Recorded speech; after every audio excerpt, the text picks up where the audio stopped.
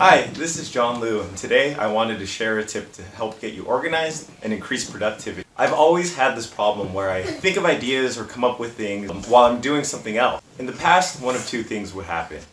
First, I would be too preoccupied with what I was doing and forget the idea I came up with, and then later I would just remember that I had thought of something important. Alternatively, the new task would just kind of linger in my head and I wouldn't be able to focus on what I was doing, or even worse, I would go and start researching the new idea. It was super inefficient. Now I organize my tasks using this thing called a do, doing, and done board.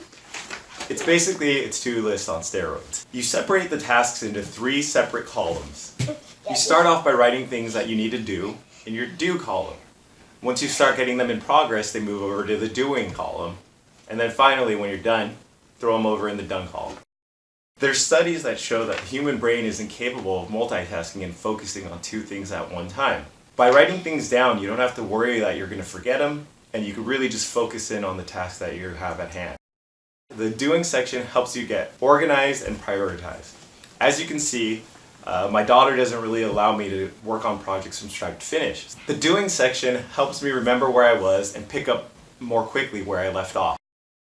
Scientists have found that the act of crossing things off your checklist actually release dopamine inside your brain. Not only does it feel good in the moment, it actually helps you stay motivated for checking off other tasks. Now, there's many ways you could do this, and the format doesn't really matter. Some people use a whiteboard, other people put it up and then use post-its and move the post-its along the different sections. I personally prefer to use this app called Trello.